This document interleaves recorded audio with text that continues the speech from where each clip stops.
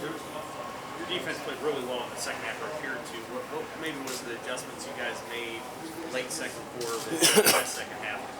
Yeah, there wasn't a lot of adjustments at halftime. It was really my vantage point from the box, just like I told the guys, was guys were pressing to make plays. And when that happens, guys don't do their job. They try to do somebody else's job. A guy pops a gap to try to make a play, folds in when he shouldn't, jumps a route, those types of things. And what I was watching from the box was nobody was not giving effort. Nobody wasn't playing football. It was like one guy per play. One guy tried to make a play instead of letting the plays come to them. In the second half, everybody did their job, and things went much better for us. Todd said yesterday that, I mean, if you look at the box score, I think it was one sack and a couple tackles for loss, but Todd said he thought that maybe the performance up front was better than what the numbers showed. Did you like the way your front line group played as the game went along? Yeah, at that first group especially, Fordham did a good job of getting the ball out of that young guy's hands quickly, and he did a nice job of getting the ball out quickly as well. So there wasn't a ton of room for sacks. I'd like to get to the quarterback a little more. Obviously, more TFLs are better, but I thought the first group, with the rotators, played pretty well. As you get down to the threes and the fours, a couple of runs popped out of there that shouldn't have. And if you want to look at box scores and don't watch the game, then you just see that. But I thought the front line played pretty well. As that first and second group, those rotators went through there. Is there anything you take from seeing the performance by the Greenhagen kid that you guys show in film for having a nose for the ball? Yeah, I don't know if I have a lot of time to show film of other people because we got work to do, but I thought that kid played an unbelievable football game, a really good football player. I think they knew that coming in, that he was a good football player, and I admire the way he plays football, and I think he's got a bright future ahead of him.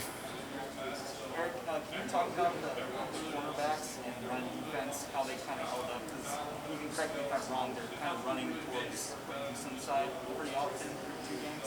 Yeah, I mean, in the Power 5 and in the Big Ten, anytime you got a new guy, they're going to test him, and he's got to show that he can hold up and make the plays in the run game, and then they try to go after somebody else. That's kind of the way the football works. So I think he's improving every week in that aspect, and in practice it's one thing when it's kind of thud and all those types of things, and then you get live bullets flying at you and it's a different deal. He got his first taste of real, true starter action against a Big Ten football team. So I think he's going to continue to get better and better in the run game. But that's an area that he has to work on because we all know in this league they're going to find a formation. They're going to find a way to make, a secondary player make a tackle. Erik, Saturday is the 20th anniversary of 9/11. Where do you, as a guy in football back then, what do you remember about that day 20 years ago? I remember coming home from class. Afternoon practice back then, just about everyone did. And I remember turning the TV on and seeing what we didn't know what was happening yet, but we saw a major catastrophe. We saw, obviously, fire, and we saw reports coming out. And then as things began to become more clear, it was obviously a dark day for our country, and great respect for the people in the police department, the fire department, the first responders, people in the military, the guys that went in and had to clean up the disaster that went on and saved a lot of lives and lost some on their own. So that always will be burned into my brain. Another thing, I remember we went to the football complex and, we didn't know what was going to go on, and then you have to keep practicing, and then as it became more clear, that game got canceled, postponed. I can't remember exactly, but we did not play that week. I think there was only a handful of games that got played that week in wake of 9/11. But, I think that's something that's always going to be burned in my memory. Anytime you go through an act of terrorism or a natural disaster in your own country, some of those things I learned about in history, but I wasn't there, so I just know about them. That one you experience firsthand through television. Obviously, I wasn't there, but you experience it firsthand, and you'll never forget. You'll never forget that day. You'll never forget what happened, and like I said, you'll never forget the people that had to go into that disaster and risk their own lives. Some of them lost theirs to help the country regain, what freedom we have. worries you about Buffalo? What concerns you about their offense? I think Buffalo's a fantastic football team. Obviously, they scored 69 points last week. They have a really good quarterback. He makes really good decisions. They got some dangerous receivers. They've got a transfer that's, in my opinion, he's a really good player. He's explosive when he gets the football. They've got a running back that was a backup to the young guy that's at the Washington Redskins right now. And, he ended up being the MVP of the bowl game last year. So dangerous skill players, an experienced offensive line, and a really good decision maker at quarterback. And I think that we're going to have to play lights out on Saturday because this is a really good football team coming in here. Marquise Buford missed a bunch of time, I think, in the spring. What's allowed him to, as a young guy, I know he's not starting, but to put himself in a position where he's sort of in the mix with you, traveled, obviously, to Illinois? Yeah, so he, like you said, he missed time with an injury.